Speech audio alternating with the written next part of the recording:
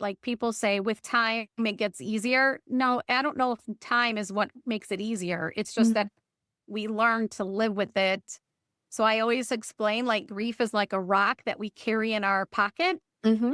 And some days it might feel very, very heavy. And some days you don't feel it at all because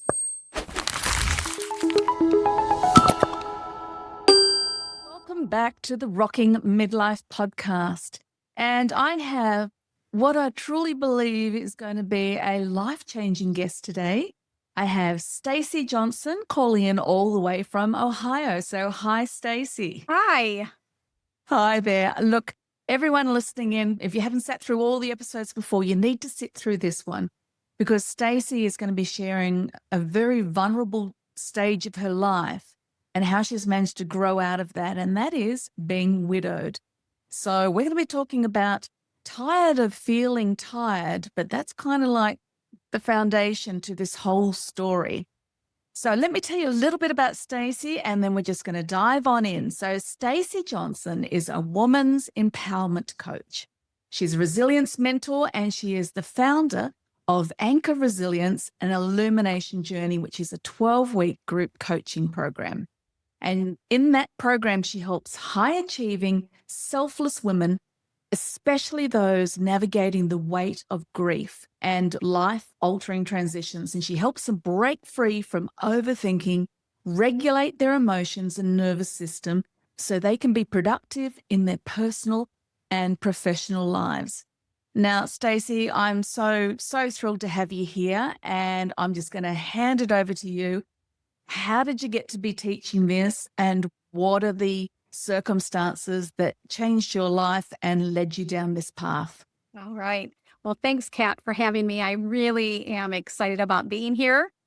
And yeah, well, my story started just about 4 years ago. I became a widow and I was only 48. So young. Yes. And my husband was 49. And it was a very tragic month that we had experienced.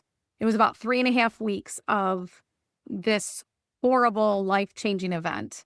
On October 29th, I got a phone call actually from my husband that said, call your mom. My mom had been trying to get a hold of me.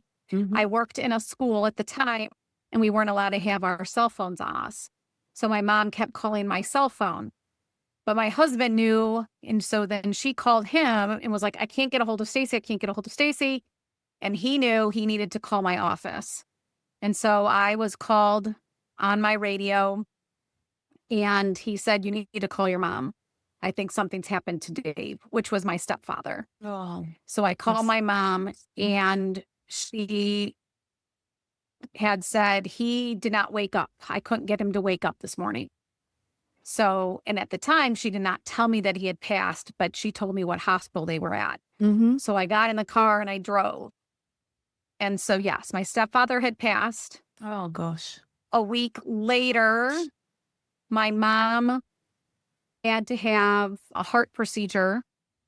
She had experienced, she had already had AFib and some other heart issues, but the night that he passed away, actually, my brother and I had to take her to the emergency room, and she was admitted for what it looked like a heart attack. Oh, gosh.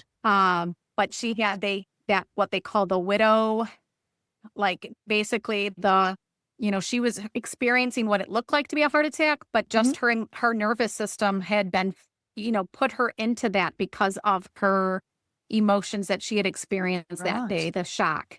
Yeah.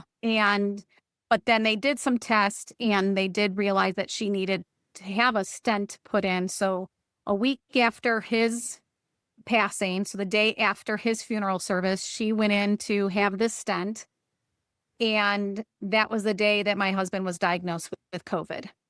Oh, gosh. And so, yeah. And then a week later, I was scheduled to go back to work. She calls me in the middle of the night saying, I'm in AFib. I need to go to the hospital.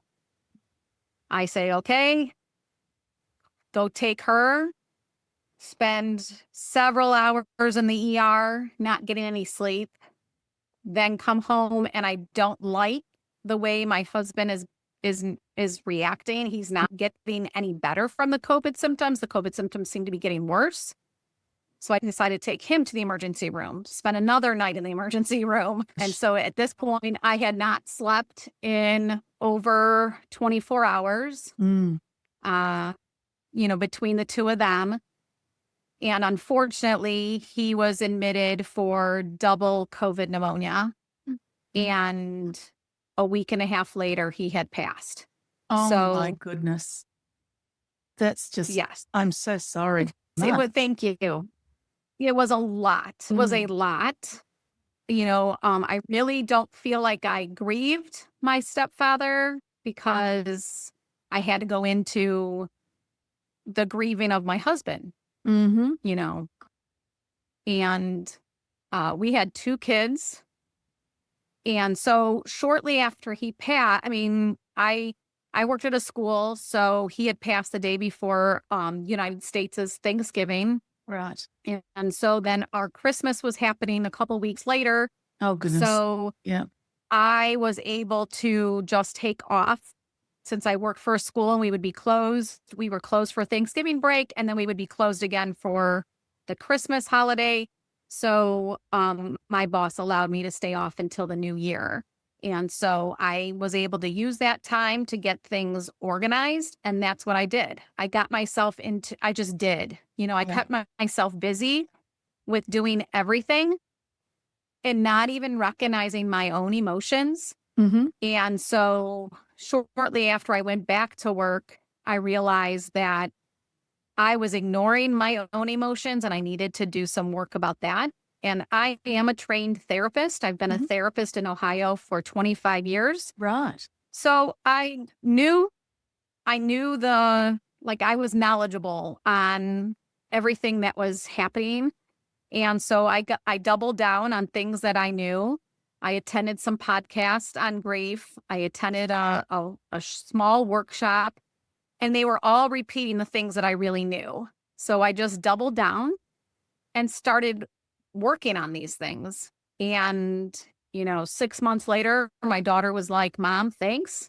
You showed us how to, deal with these life-changing events without negative coping skills, without, isolating yourself. And so thank you." I've just got to pause there. Yeah. That is such a testament to you that you were dealing with so much and yet you managed to walk your kids through this process in a way that modeled resilience, but vulnerability and all of those things at the same time for your children. That is incredible. Really lovely. Thank you. So I finished that school year and I went back the following school year.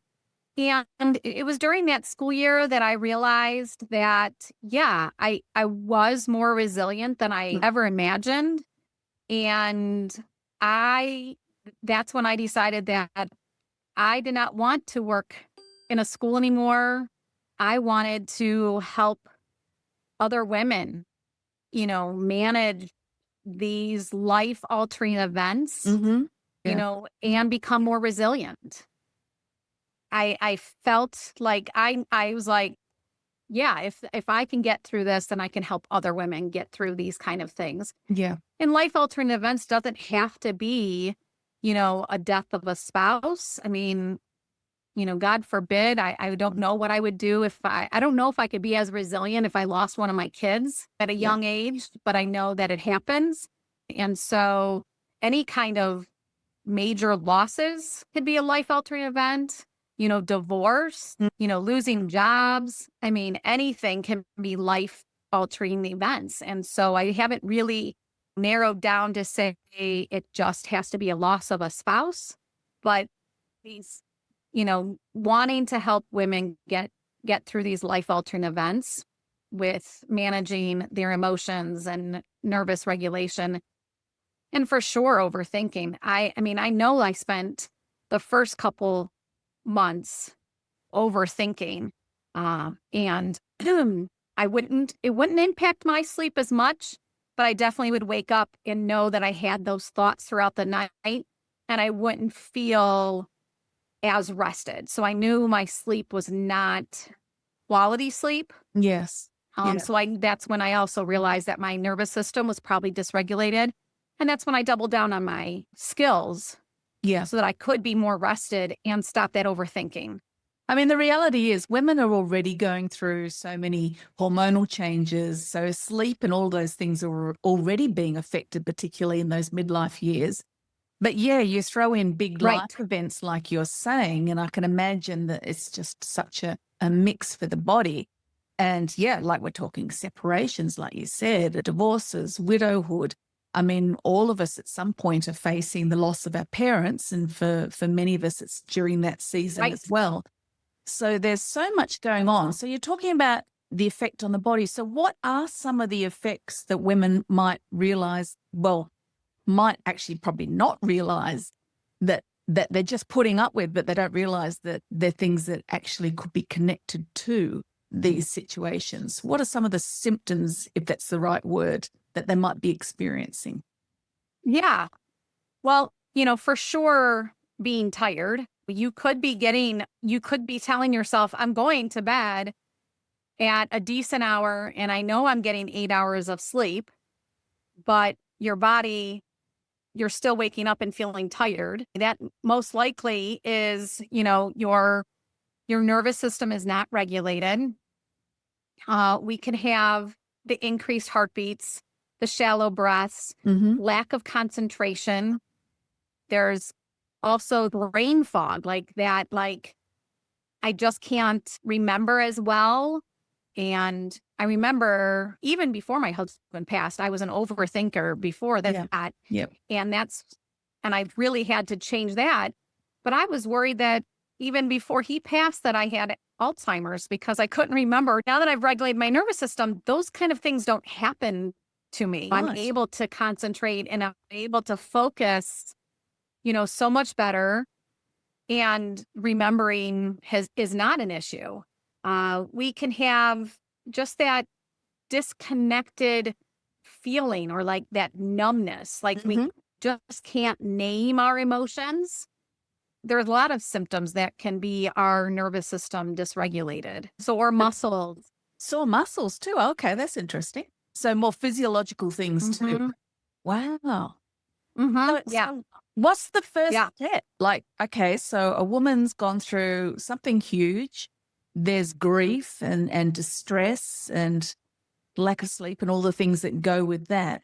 But how does she learn to deal with that or live with that? Or I don't even know what the right expression is, because I know a heavy grief you don't just get over. You kind of learn to walk with it, don't you? So how does that start? Yes. And in fact, you're so right. Like people say with time, it gets easier. No, I don't know if time is what makes it easier. It's just that we learn to live with it. So I always explain like grief is like a rock that we carry in our pocket. And some days it might feel very, very heavy. And some days you don't feel it at all because we've learned to live with it. And what are the first steps? I mean, some quick regulation techniques is one, we have to obviously start to get very aware of our feelings. And so one of the things that I work on, and in fact, I'm doing right now is I'm doing a 30-day emotional adventure and I'm giving women the emotional language to be able to identify and label the feeling. Because how many times, we ask someone, how are you doing today? Okay. Or you ask someone, how are you feeling? Okay, fine. And so giving us the language to identify the feelings, some deep breathing techniques, learning how to breathe and release it, grounding ourselves, because being more grounded gets us in that moment, in this moment, the current moment, because so many things that like that overthinking, our thoughts get in the way of so much of, those feelings as well. So learning to, like I told you, part of my story is that I know I overthought and I know I had all this questions of like, what if, or should I have taken him to the doctor sooner? Well, those weren't serving me.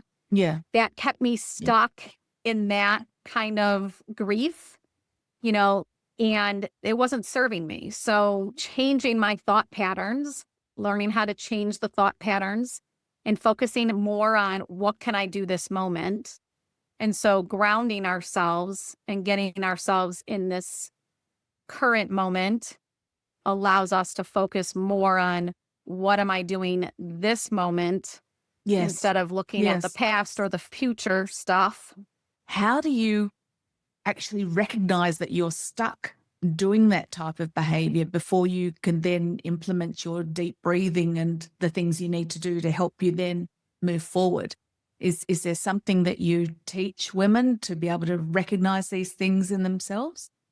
Yes. One, again, it's that back to that recognizing our emotions, because when we feel that emotion, stopping ourselves and asking ourselves, okay, what is that? Where's that feeling coming from? Mm-hmm. A lot of times that can pinpoint us to the thoughts that we're having. And then that way we can start changing them. Women are naturally overthinkers. It happens that we've been caregivers from the beginning of time. While men were out hunting, women were back at caretaking and making sure that the house was taken care of and then taking all the food that the hunters would bring back. So we've always been caretakers. I mean, it's just in our nature. And so part overthinking does happen naturally. But then when you have a significant event like this, you can really spiral because of so many things that come up. And so we have to start to recognize like, okay, I am overthinking. And so then I tell my clients, the women I work with, I tell them, give yourself permission to overthink. Pick a time in the day when you're going to overthink, and then you write it all down. Yes. And then you start to train your brain. We have the power. We don't think we have power over our thoughts. But when we start to teach ourselves, that how to retrain our brain, then we're able to recognize it much easier and we're able to change it quicker. Oh, I like that. I like the fact that you're allowing yourself to actually have those thoughts. So you're not just trying to rip off the Band-Aid. You're going from overthinking to nothing. It's like, okay, you're allowed to have those thoughts, but then you're controlling how long you think them for and you're doing something physical about them. It's like you're releasing them from your body, isn't it? Right. And then what I tell them is pick a time of the day. So like say you're going to do it at 8:00 in the evening, and then you give yourself a timer. You say, okay, no more than 10 minutes. You write down everything that's coming to your thoughts. And you consistently do that. And what starts to happen is that you start to train your brain. So then like maybe in the middle of the day, you catch yourself like, oh, what am I saying to myself? I'm all these overthinking. Yeah. No, I'm not going to do that right now. You have time. I'll give you time later this evening. And what my clients tell me is that they get to the later in the evening or whenever their overthinking permission time is, and they don't even remember what they wanted to write down because it's not important.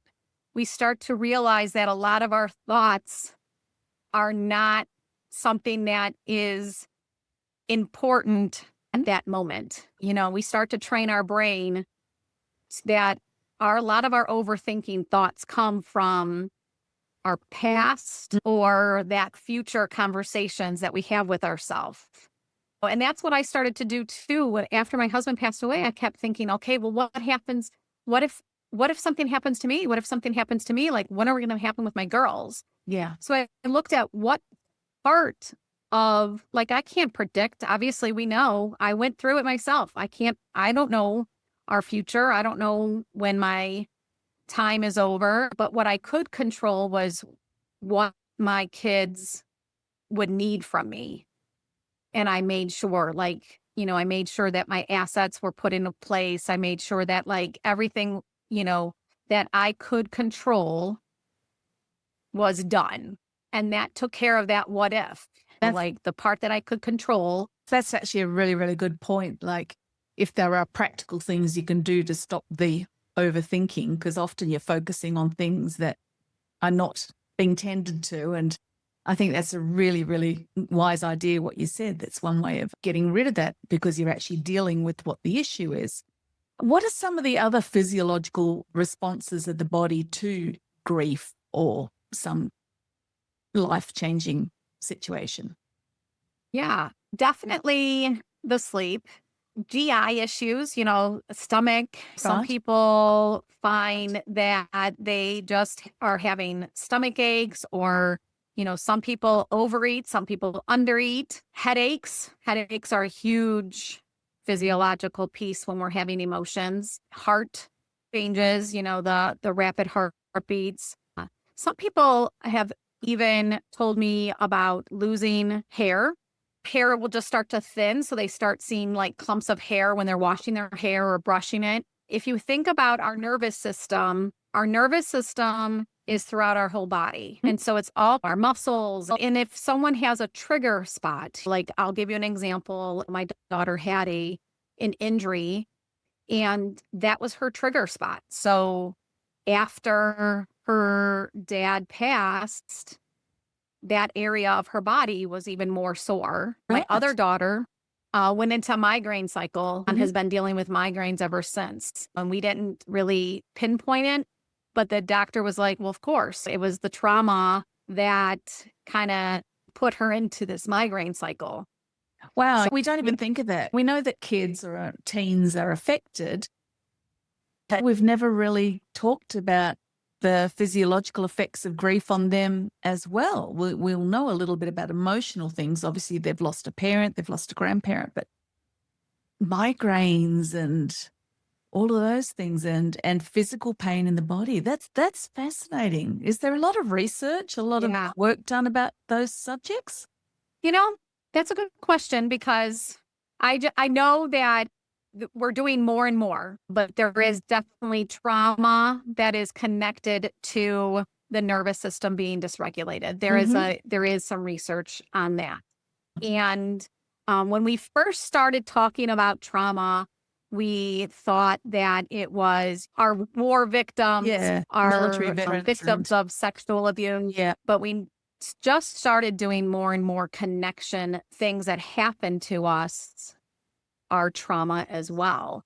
And so the more we do research in regards to the trauma and how it affects our body and the nervous system, we're getting more knowledgeable. Since I've been a therapist, we didn't call it nervous system dysregulation when I first got out of college, Right. but it was things that we knew about, but now we have a name for it more.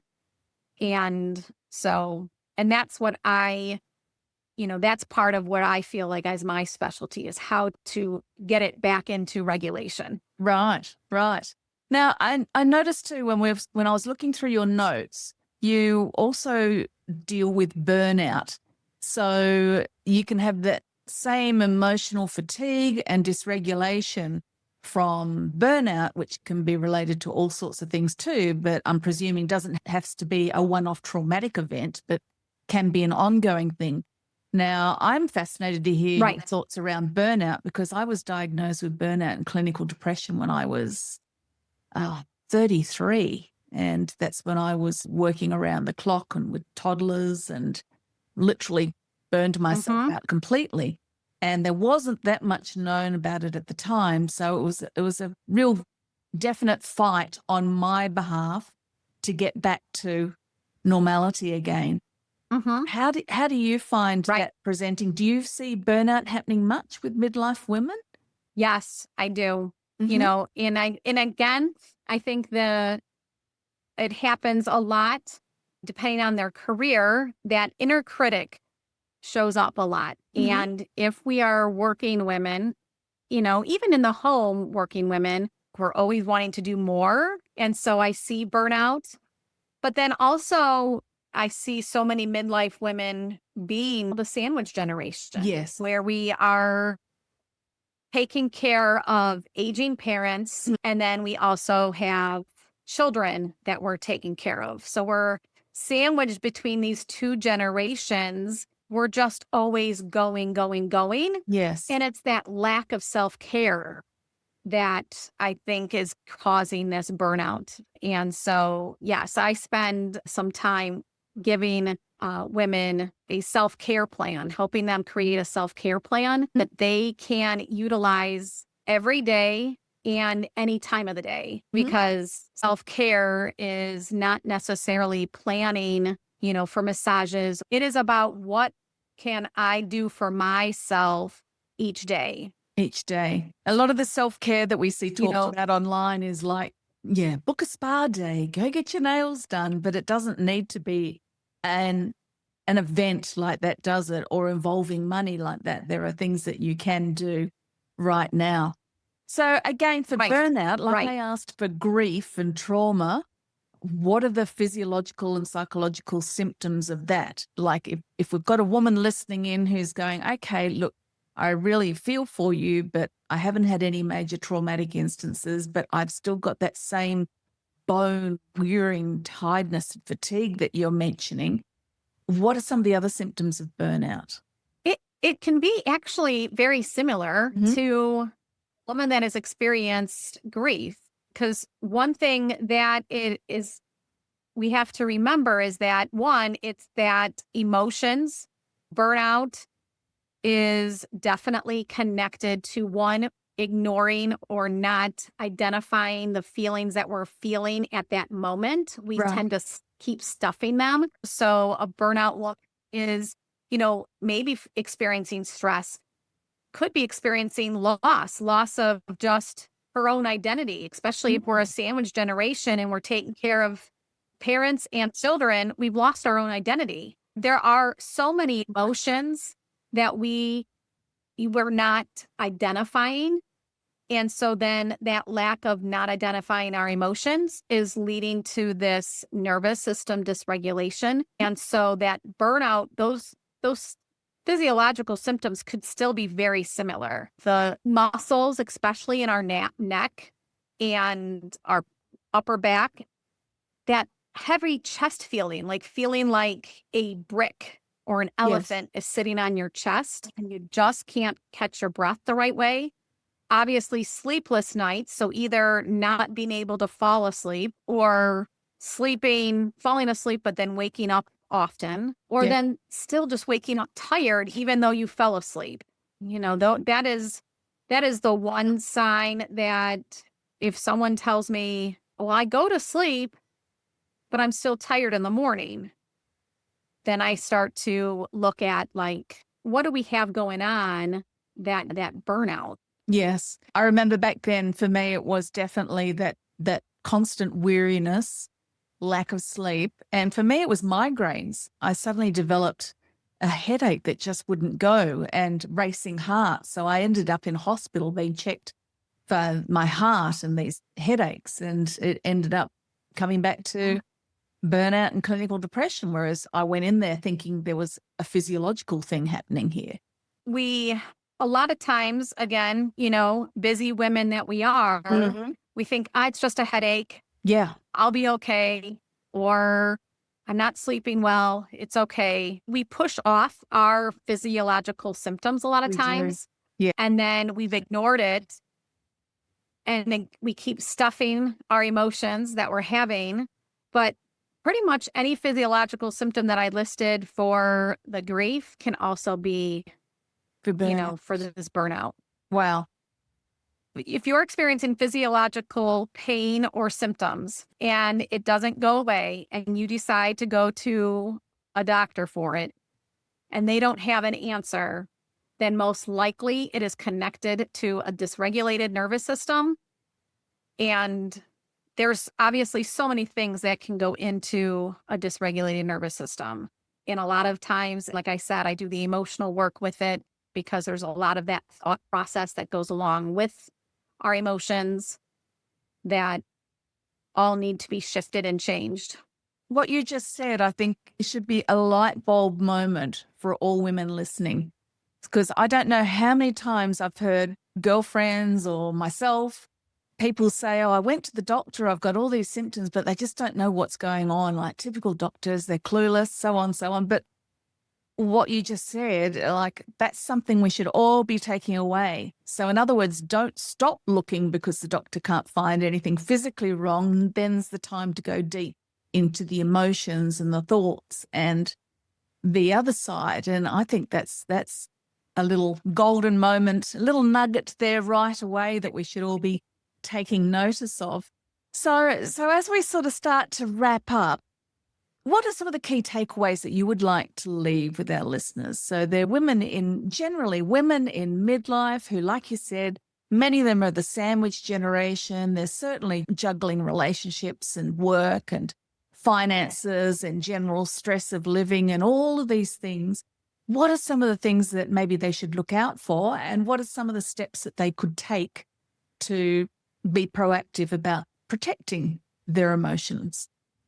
So one, don't ignore your physical symptoms. If you are experiencing physical symptoms, and if you decide to go to a doctor and they have no answer, then, it's definitely time to look into your emotional well-being and identify the emotions that you could be experiencing.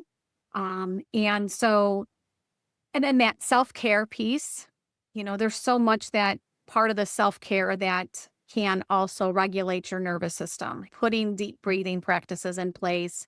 There's that cognitive restructuring or the changing our thoughts. So stopping the overthinking, but then changing that thought patterns.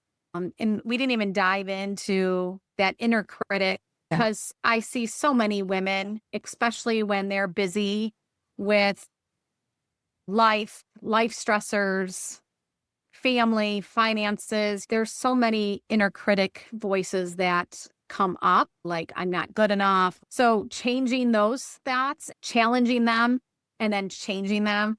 So there's that step.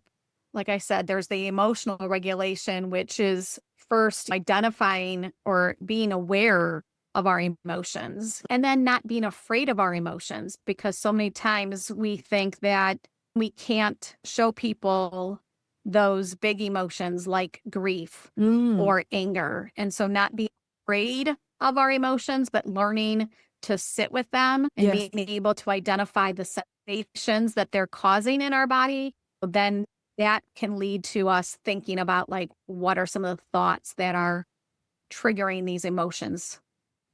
That's powerful. And what you were just saying about not being afraid of our emotions. I mean, gosh, it's years ago, so I've got to try and remember. But I remember some countries where the women are allowed to wail at the funerals to vocalize that deep, deep grief, and how that's actually a healing and very real thing. Whereas, yes, we're used to keeping it confined and neat and tidy and yeah.